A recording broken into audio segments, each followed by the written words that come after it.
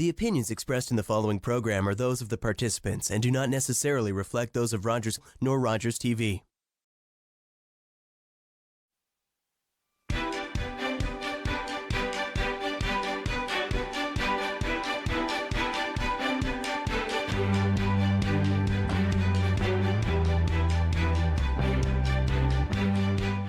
Hi, welcome to Politically Speaking, Insights and Issues. I'm your host, Dave Szollosy.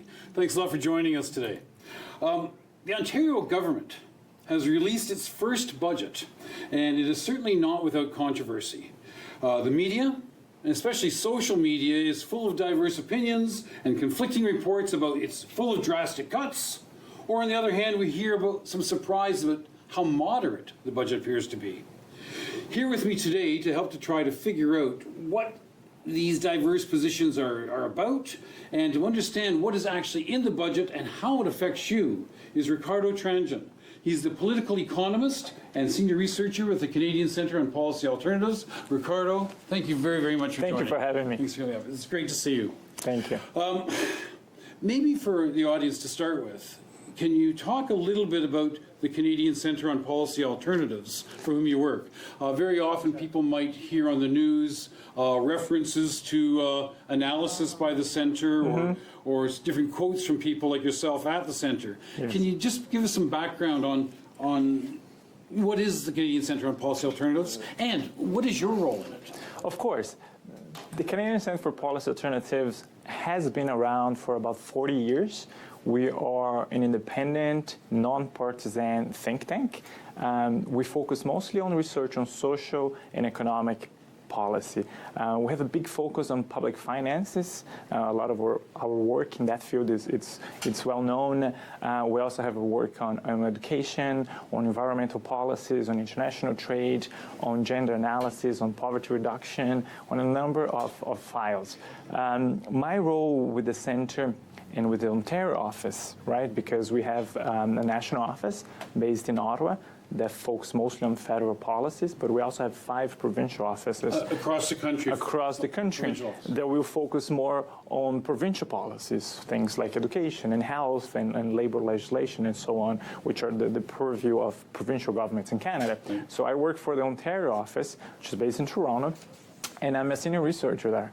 I have a number of files. Public finance is something that I do, poverty reduction, and privatization, a number of other fun stuff that I like to research and writing about. For full disclosure, my previous job, I was with the City of Toronto. I was the manager for the poverty reduction strategy over there. And in my previous job, my previous academic role, I also researched a lot municipal governments and policies at the municipal level. So just to warn you that I will find a way to talk about municipal governments sometime during this show. Well, that's good. Full disclosure, I used to be a municipal politician here in Georgina as councillor for Ward 3. So it's good. When I made my opening comments, I was basing them somewhat on an op-ed piece by the Ontario director of the CCPA in the Toronto Star.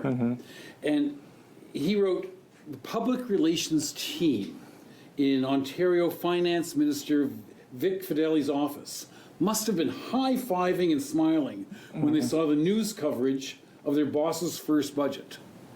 Why did he write that? What's that mean?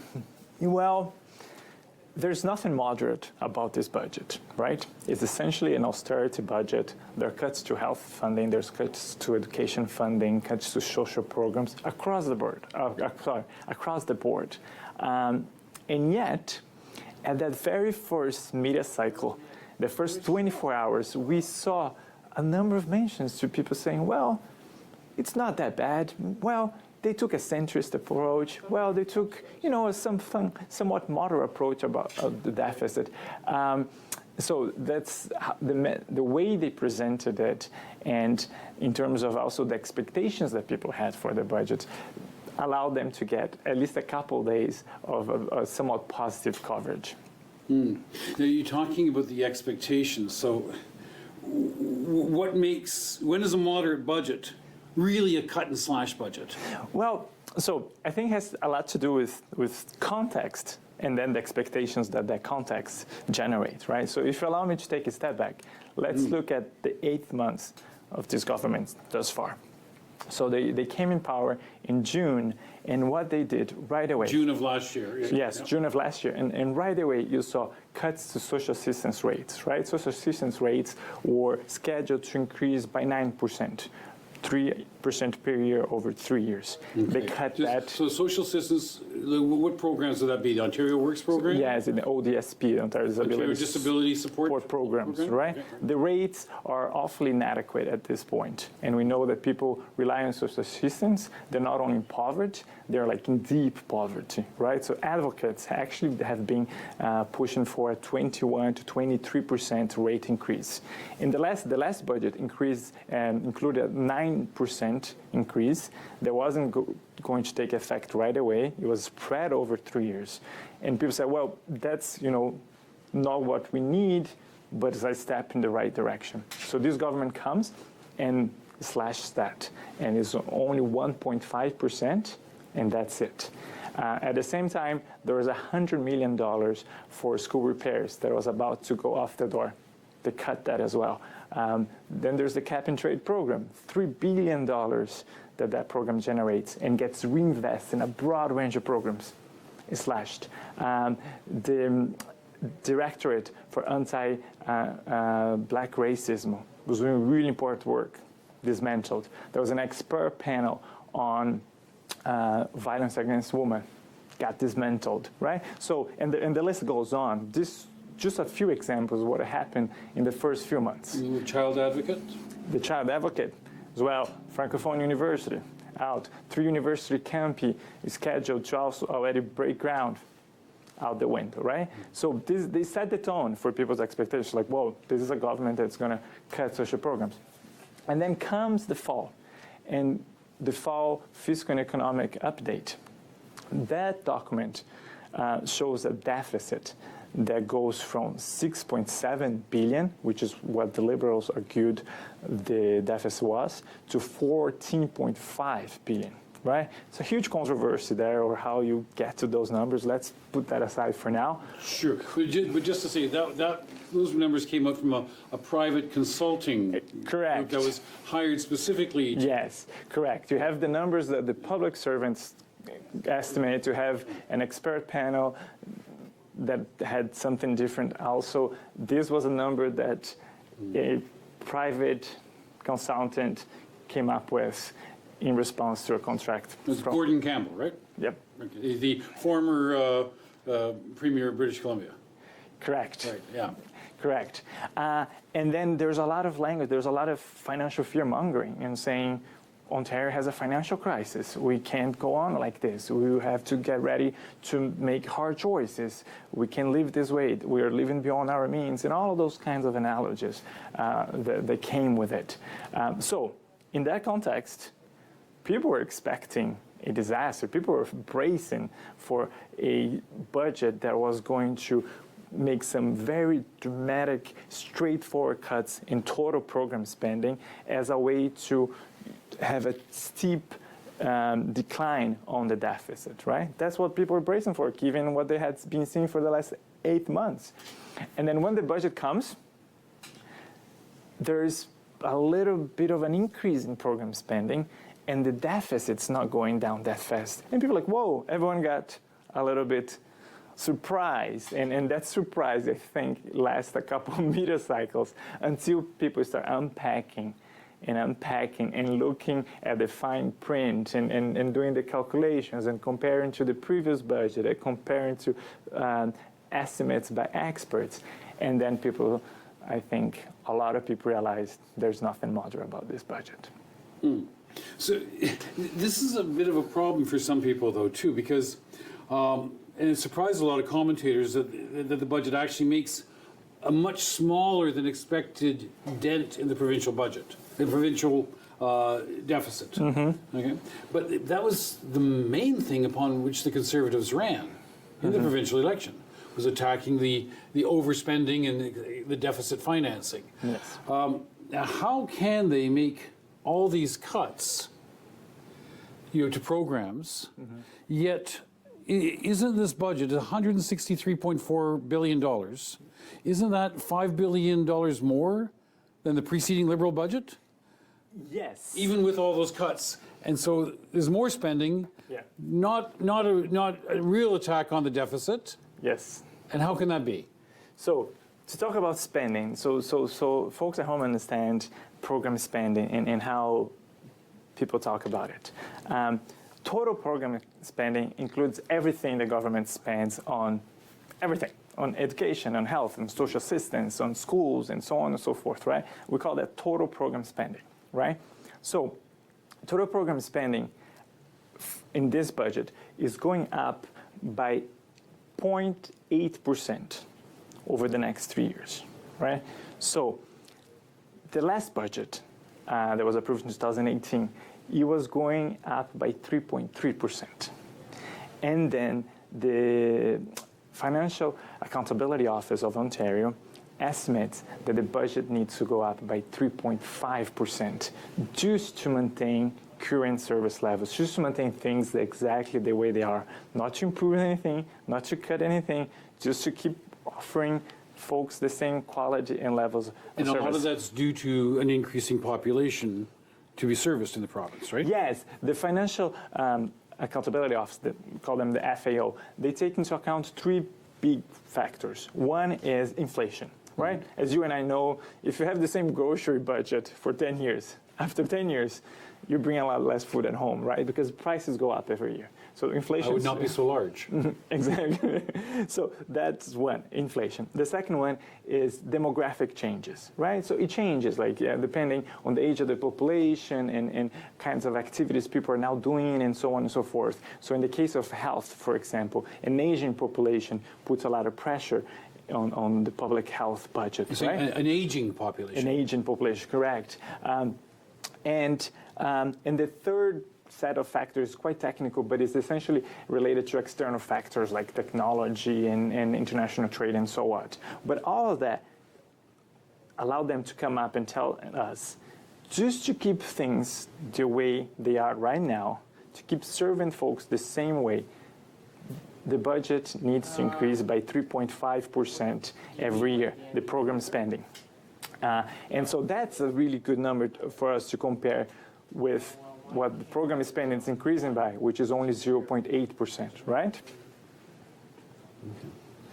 So it still begs the question for me, though. Yeah. Then where are the other funds going then? If they're so we're not increasing the program spending, we're doing these cuts. So there should be some increased revenue there. There's not, because there's tax cuts too. So that's the hole that the money's going into. So yes. If I can put it that way.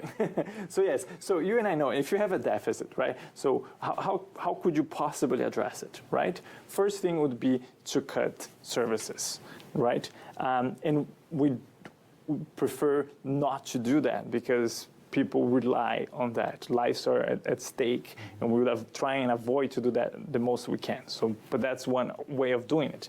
The other way of doing it, obviously, is increasing revenues, right?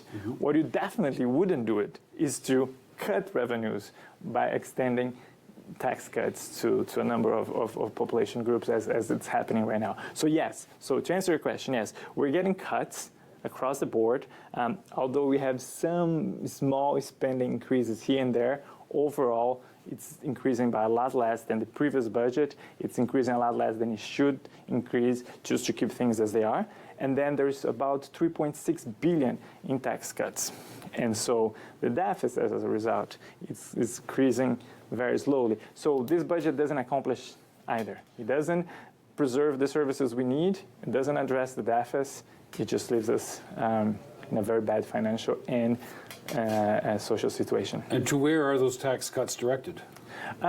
They're spread across a number of things. So there's some tax cuts are going to small businesses.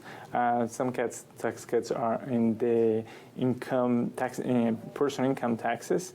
There are some adjustments that the federal government did to avoid tax evasion by high income folks.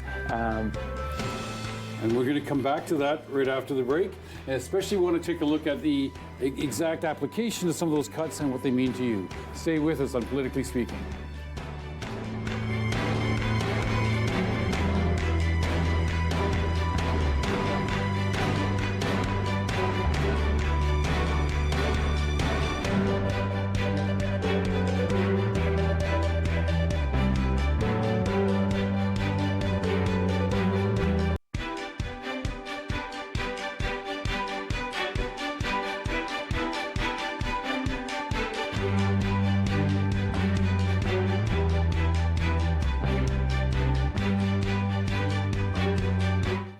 Hi, welcome back to Politically Speaking, Insights and Issues. I'm your host, Dave Szollosy, and I'm in conversation with Ricardo Tranjan from the Canadian Centre on Policy Alternatives, talking about the Ontario budget and what it means to you. Let's start in this section with the Children and Social Service Ministry. It has received a $1 billion cut over the next 3 years. This is on top of the fact that Ontario is already, I believe, the second lowest province in its per capita spending on social services, if that's right. Correct. Okay, so this additional cut, who does it mostly affect? Well, it affects everyone. There's not going to be, I believe, a single Ontarian who won't feel the effect of this. So let's first start by saying that this is now a sort of mega ministry, right? That bundled a bunch of other ministries under it. So although the name doesn't makes reference to it, the Ministry of Immigration is also part of this ministry. So anything children, youth, social services, communities, and some of the sort of work focused on women and women advocacy and the immigration portfolio, it's everything under this one large ministry right now. And as you mentioned, for this ministry, there's no confusion. Like with health and education, where we have small increases that are actually cut, with this ministry is a straightforward cut. And the cuts will affect everyone, from children to youth, to children with autism who needs more support, for people who needs legal aid assistance, especially immigrants and refugee claimants, you name it, we're going to feel the impact. Well, maybe let's pull some of those apart for a second, because of course. Was speaking from a representative from Autism Unplugged a couple of weeks ago on this show, and our community, we have a very, very active support group for parents of children on the autism spectrum. How are these families impacted by these cuts in social services? Well, in two particular ways. First, just in a very direct way, the amount of funding that will be channeled to the programs and the parents who have access to, it's decreasing, right? And we know there's already a long waiting list. We know already that support for these children, it's not only important, but the timing of it is very important. You know, it matters if kids get support now or 6 months from now. And also continuity of care is especially important, right? Which kind of care? Continuity of care. Continuity, right? yes. Continuity of care, sorry. Please. And that's also very important. You can't just be moving from one therapist to the other therapist, you know, because this service was cut and now you shuffle to that one. And then you had some voucher to purchase some service privately. Now you ran out of money. It's not what kids need. Kids need access to service as soon as possible, and for that service to continue for as long as they need, right? So there's the first one, straightforward, less support, less funding. The second issue here, the one that concerns me quite a bit too, is the move towards privatization, right? And we're seeing this in a number of fronts, and we're just sort of watching, waiting to see how this will unfold. But when you tell parents, you have more choices because now here is your, check, and you can go and purchase services yourself. You're telling that then they're going to purchase those services from private services, from private providers. What that does to the entire system is that now a chunk of money that we all had to invest on these services is going to go for profits for private providers instead of being reinvested in the system, right? That's what's really regretful about privatization. We get all the money that we pull together with our taxes to purchase the services that we need for our communities, and instead of keeping the money for ourselves, to provide ourselves with what we need, we just send a big chunk out of it to private providers, and that's not a smart thing to do. So that's the second part of this change that it's really disconcerting. Mm-hmm. What strikes me as well, and I think it was spoken about a couple of weeks ago, is on one level, on the surface level, by giving parents this block amount of funds that they can spend to whichever kind of service that they find is most appropriate, Sounds like a good incentive, a good program. Yet at the same time, I'm told by parents that the amount of money doesn't come anywhere near what's needed to adequately give the kind of behavioral therapy that a child on the autism spectrum actually requires. So by removing that money from the public services, kids are going to be able to access it simply because the parents will not be able to have the resources to meet those expectations. Is that correct? And there's also there's an assumption that the supply will increase somehow because now parents have that choice, right? We know there's a limit, there's a supply and demand question here, not to go too economist on it, but there's a supply and demand question where you're saying parents are not getting the services they need because there's long wait lists. Here's a check, go purchase it. It doesn't mean that it's there. It doesn't mean that it's available right away just because now you have the money, right? And again, and if it becomes available, it's going to come at a really high cost because it's a private provider, and then that profit could be reinvested in the system instead and to be offering more and more services. So it's a really like backward way of going about this, and that's not the way we should be going about this. Let's talk about another aspect on this, the Ontario Disability Support Assistance Program. That's been touted as a benefit to people on that system because the exemption that they're entitled to earn from additional employment has been increased. Yes. So does that not help people on that kind of assistance? It could, but there's a gimmick there in terms of the fact that it kicks in earlier, right? So it's we call it clawback. Clawback. Right? The clawback. So social assistance clients, in this case, people on ODSP. So we have two types of social assistance, right? One for people who we believe can eventually find employment, which is Ontario Works, OW, and then we have the Ontario Disability Support Program, ODSP, for people who we believe will have a harder time being integrated in the regular labor market, right?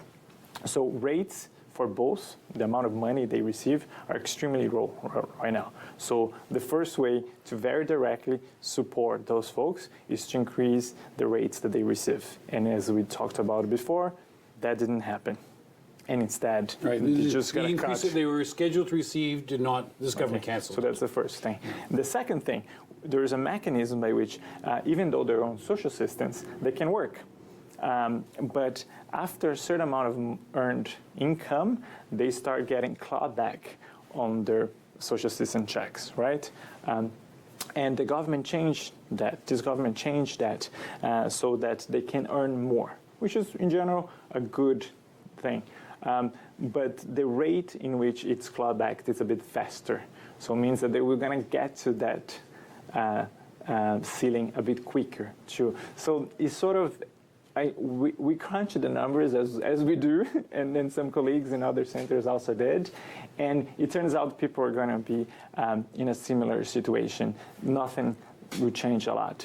What concerns me on that file, though, is that the Ontario government has announced that it will align the definition of disability with that of the federal government. And the federal government has a disability program which is much more restricted. And the disability eligibility criteria, it's much, much stricter. And the minister, when answering questions about whether that was going to mean that people will no longer qualify for ODSP, she said that we're going to grandfather those who are already in the system, which is a way of saying, yes, it will be difficult to be eligible for this program, but we're going to grandfather those who are already in there. And that's quite worrisome, because people with disabilities have a really hard time getting any kind of assistance. They have a hard time getting employment, not because of their own fault. Like I know a bunch of folks who are on the SP and who are like very actively trying to at least find some sort of part-time work, some kind of working arrangement that will fit their needs and so on and so forth. And the fact that it would be more difficult for them to access that benefit is quite worrisome. I know I was at a fundraiser, local fundraiser recently for our food pantry, and we heard a story by the director the food pantry. You talked about a user who is accessing the food pantry because he was on ODSP. $1,000 went to his rent. Yeah. $200 went to utilities per month. Yeah. That left him with $13 for his food budget, grocery budget, Yeah. for the rest of the month. Yeah. And he said quite simply, there's no way I can survive on this. Without the accessing the food pantry for basic food, I could not survive. And ironically, we had a local politician who was there and not really making the connection between what the government had done, provincial government had done, and the reason why we were having to have a fundraiser for the food pantry. Yes, but then and coming back into your questions about who is going to be affected by this $1 billion cut in the Ministry of Children and Community and Social Services, there's also the impact on municipalities and on community in the community sector, right? Because that's where the buck stops. And I warned you that I was going to talk about municipal governments, but that's where the buck stops. Because, as you said, the Ontario government makes the decision of not increasing rates or not providing adequate support to people on social assistance. Where are they going to find food?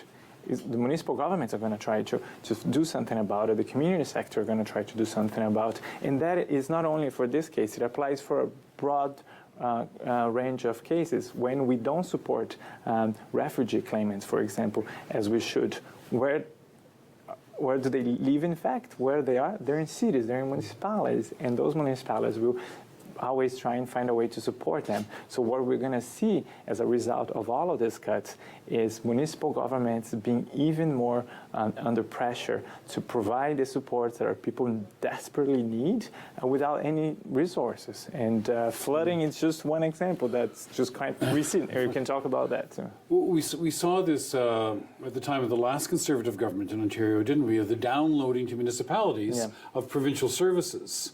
And it took a number of years as the intervening Liberal governments began re-uploading a lot of those services that were the jurisdiction of the province back to provincial funding. Before we lose this segment, I want to get into education, though, because I know that a former MP for this area posted on Facebook that the Ontario government's actually increasing education funding by $1 billion over the next 3 years. And he charged people that were saying that this was a cut was being dishonest. Now, so he's just said that you were being dishonest by saying this is a cut. How is this a cut when you're giving $1 billion more? $1 billion sounds like a lot of money for you and I and most folks, but it's not for the education ministry of the largest province in Canada, right? So let's just, again, go back to my comparisons because I find them useful. For the next 3 years, education funding in Ontario will increase by 1.1%. 1.1%. In our previous budget, it was increasing by 4.1%.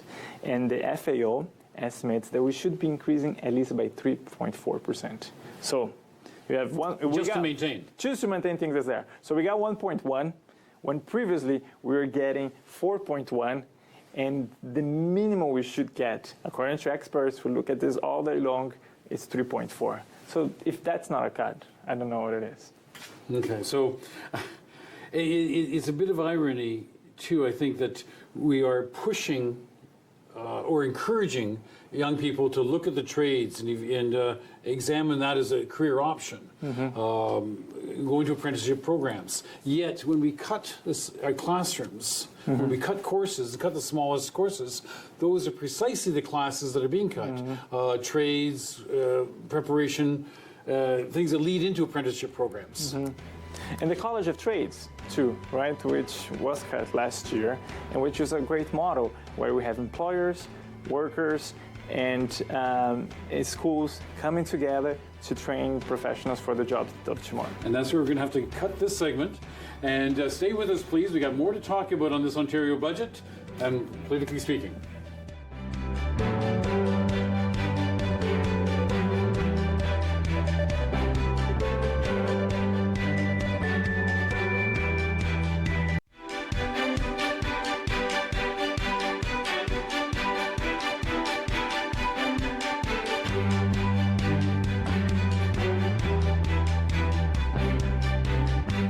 Hi, welcome back to Politically Speaking, Insights and Issues. And we're talking about the Ontario budget with my guest, Ricardo Trangen from the Canadian Centre on Policy Alternatives. We've been looking at some of the social impacts, and in this segment, we particularly want to begin to look at some of the environmental aspects of this budget, or maybe the lack of environmental aspects of the budget may be more appropriate, because they slashed funding, and I think that's not a hyperbolic word to use in this context, to the Ministry of the Environment and Climate Change by 36%, nearly.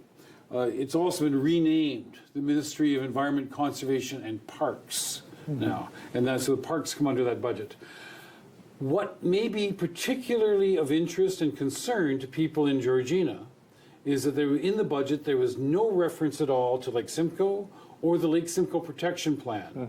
As we spoke about in the last episode of Politically Speaking that had on, this is the year to begin the review of the Lake Simcoe Protection Plan. These particular cuts or omissions, what do they mean for the environmental concerns? Well, they just send a very clear signal that we're not about to do anything on this front, right?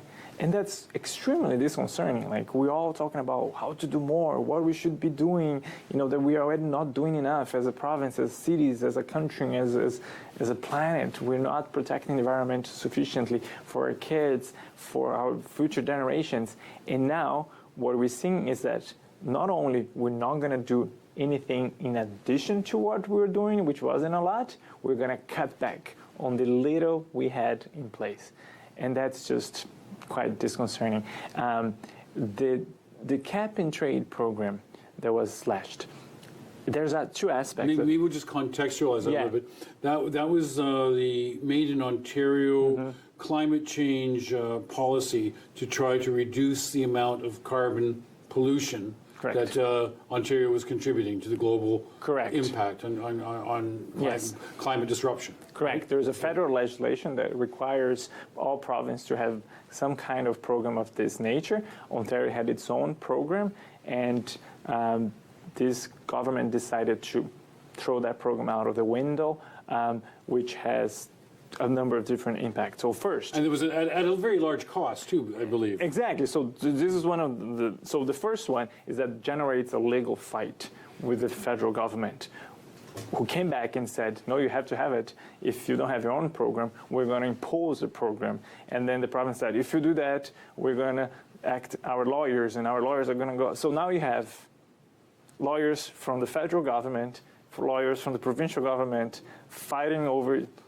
this thing and spending a lot of money that could be going to way more productive things, right? If that wasn't enough, now there's a media campaign on both sides fighting to see, the government is spending money actually telling Ontarians that that program was a bad thing and stuff. You see the ads on the radio and on television and so on. So there's all this waste of energy and of lawyer fees and all of that. So that's one part of it. The second part of it, carbon emissions. We all know too well that we need to do something to lower emissions. That's not in place anymore. Third thing is that those $3.3 billion went into a number of programs. The $3.3 billion from the cap and trade program. Correct. Earned by it, yes. Okay. Yes, so that program generated $3.3 billion. And the way it works is essentially like the large industries that generate a lot of pollution, they have a cap, and they can't generate more than X every year, right? If they want to generate more than X, they have to buy carbon credits either directly through auctions or from another firm, another industry that is not using all its quota, right? So they're paying for the pollution that they generate, right? And all of that paying added up to $3.3 billion. So it was an incentive to reduce those emissions, and then generated $3.3 billion that got reinvested in a number of programs, in a number of environmental programs, and you name it. There's something, some money went towards conservation projects, some money went to repairs of social housing, to like retrofitting social housings, some money went to retrofitting schools. It was a really good pot of money that managed to achieve economic, social, and environmental outcomes at the same time. And now that entire pot of money has been thrown out of the window. And now you understand why today the government comes up and says they're going to cut $50 million for trees, which $50 million, again, it's not really a lot of money for like a government this size, but when you are trying to reduce a deficit while providing tax cuts, you start this kind of witch hunt for like petty money that won't really address your deficit problem, but has real impact for people. Was that those cuts? I know that news about the cutting the tree planting program, which was fairly well recognized. Not a huge step, but significant step towards creating carbon sinks for the extra pollution.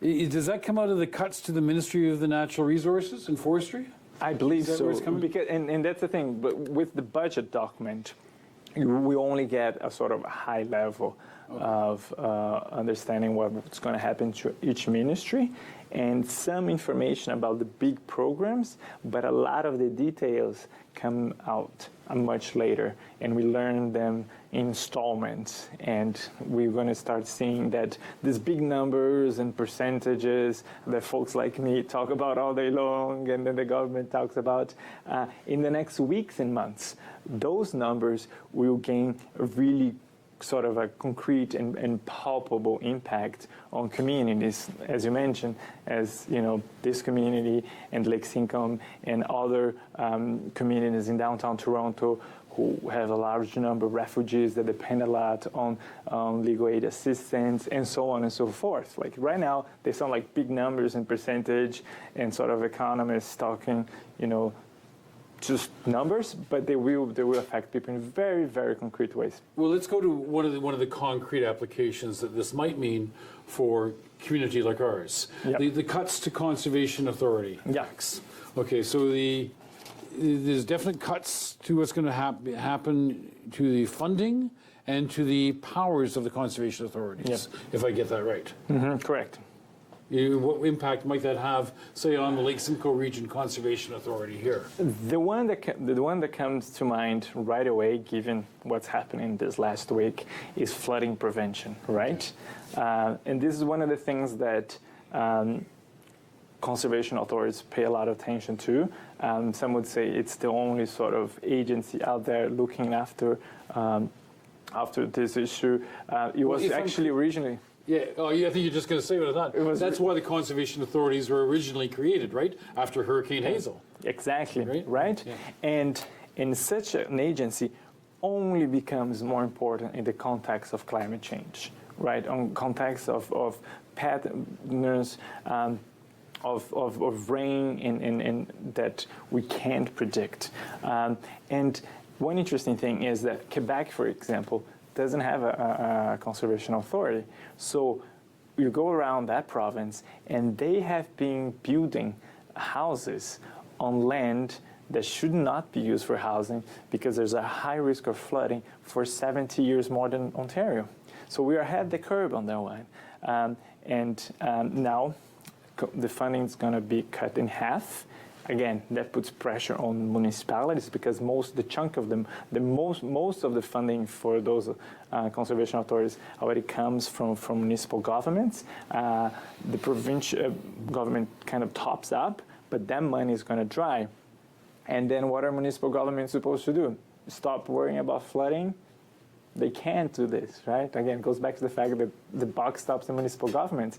And when they don't have the institutional and funding arrangements necessary to do their job, what's going to happen? There's a flooding. Your community is in deep need of support. And then mayors are going to go on television and start pleading for help for like the Ontario government, for the federal government, anyone out there who can and come and help our community. And that's not a way of governing cities. Like cities where people were places where people live, correct? They need to have the instruments, both the authority and the funding, to do what people need them to do. Well, I mean, just this week now, I mean, we're seeing the impacts in Bracebridge, yes, in Ottawa, in Montreal, as you mentioned. I know I was on a Skype conference call today, and the gentleman from Montreal just put the camera outside his window for a second as we watched the water in the streets of Montreal rising. It's so at a time where this threat is becoming more real for municipalities and for residents of this province,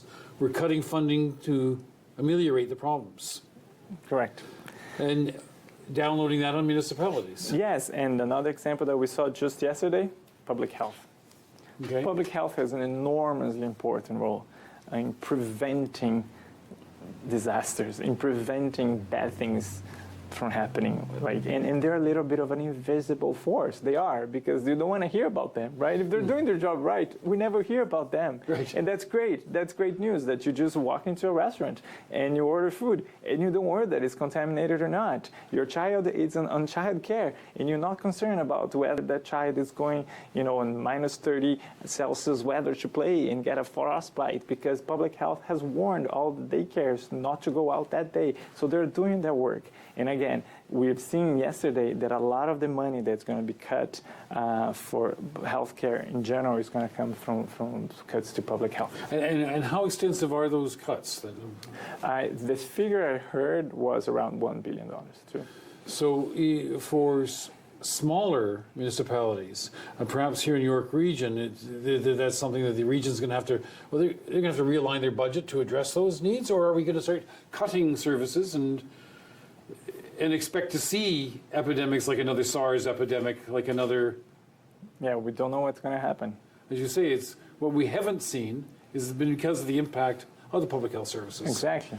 I think in York Region they have to retroactively find the funds now because those cuts are retroactive. Is that right? Yes, I think there's a general issue that the community sector, the non-for-profit sector, they're having to deal with. Some of these funding cuts will inevitably affect grants that get passed on to community organizations to deliver services, to do the great work they do in supporting people on the day-to-day, right?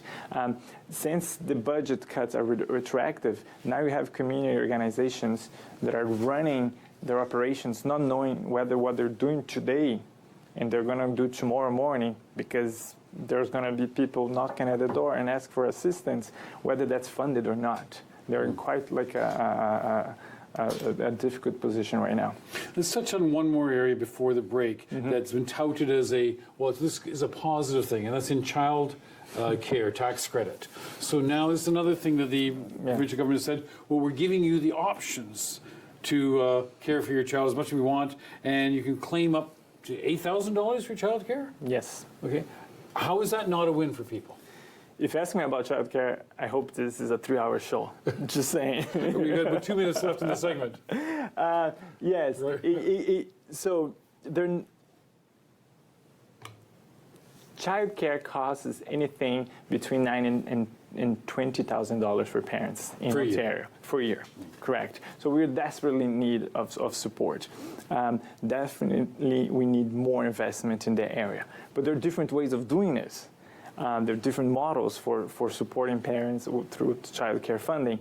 This government managed to choose the worst possible way, which is a tax rebate, right? The other models are quickly. You can just fund them as we fund schools.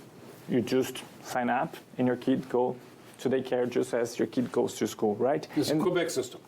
More or less. That's where the Liberals are trying to take us. By making childcare for children from 2.5 years old to 4 free, right? There's another model where you make universally affordable, where you say childcare costs $10 for everyone, $10 a day for everyone, right? That's the model we have in Quebec. That's where the NDP wanted to take us. They had a program in their platform that was going to make childcare $12 a day. And you know what? We're going to have to pick up on that point. Sorry to bring it up at the last minute. No. But stay with us for after the break, and we'll finish this conversation about childcare and talk about other alternatives to the budget, what we can do in Ontario. Stay with us.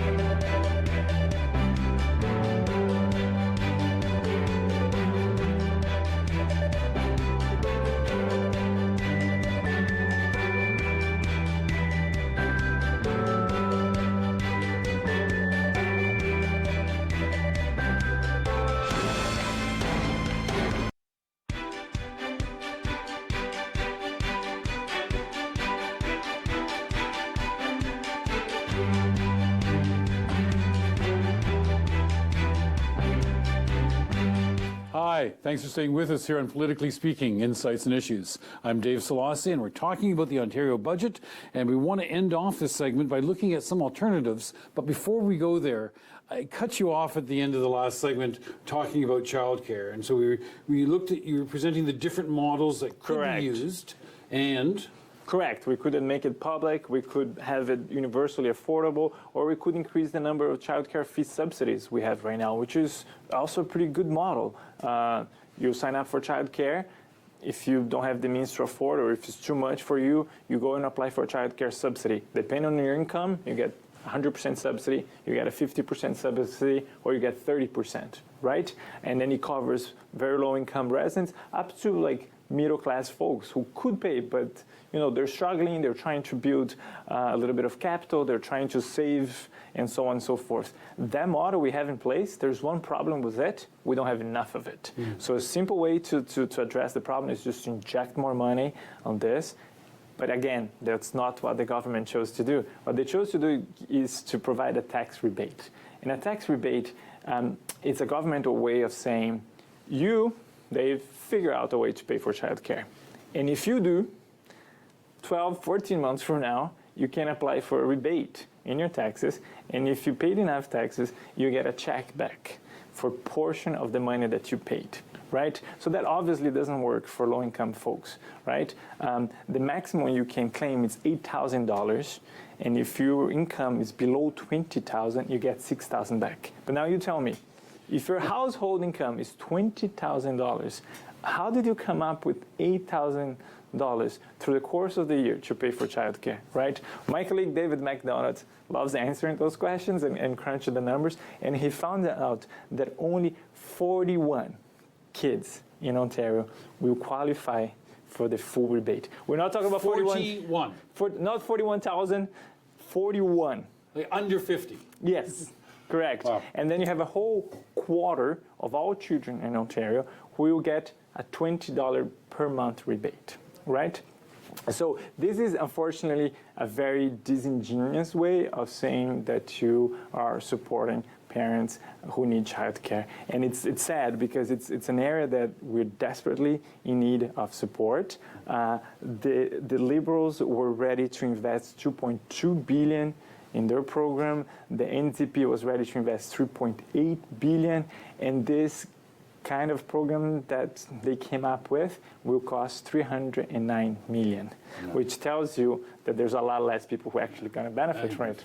So, the Canadian Centre on Policy Alternatives has said there are alternatives. There is an alternative budget proposed. What should we be doing? What could we be doing to benefit people as a society, as opposed to what we have in front of us now? Yes, we developed an alternative to live up to our name, the Canadian Centre for Policy Alternatives. We crunched the numbers. We did quite sophisticated modeling using Stats Canada's softwares and databases, and we came up with the following proposal. We could first reverse all the tax cuts that this government has implemented thus far, and that gives us a good $3.3 billion every year. Those are the tax cuts, particularly to major corporations and large income earners. Correct. Correct. There's also, we could also increase corporate taxes, and if we increase corporate taxes by 2% in this province, we would still be below where we were in 2010, right? We increased by 2%, and we're still below 0.5% below where we were in 2010, which is the last time we cut rates. So that's not anything completely crazy or out of ordinary. We had tax rates that were higher than what we would have with our increase. And then we do one of the two things. We go and either we increase the HST by 1.5%, which would, again, allow us to be behind where other 5 provinces are, or we increase personal income taxes in a progressive sort of way. 0% increase for low-income folks, all the way up to 2% to higher-income folks.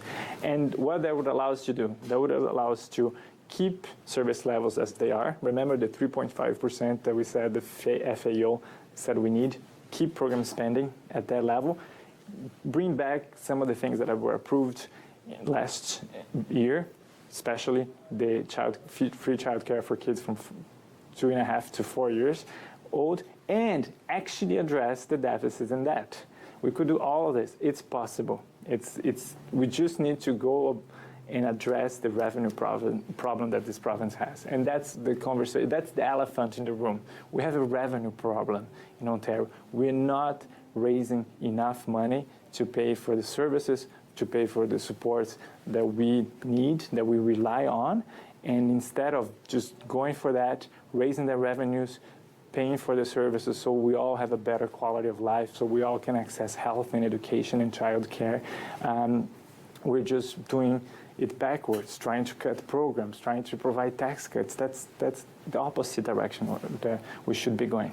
And that would still keep us on a line with the rest of the province and the rest of the economic countries that we are in competition with financially? It is. Like, there's nothing crazy about our proposal, right? Just reverse tax cuts, put corporate tax back where they were, and then increase personal income taxes or HST at a reasonable level. Increase services, actually address the deficit. It's possible. That's what we should be doing. And Ricardo, that takes us to the end of our time. Thank you very, very much for coming up. I've really appreciated this conversation. My pleasure. This was good. This explanation of the budget. I hope this explanation has helped you, our viewers. Thank you very much for tuning in. And enjoy yourself with more shows on Politically Speaking, Insights and Issues. I'm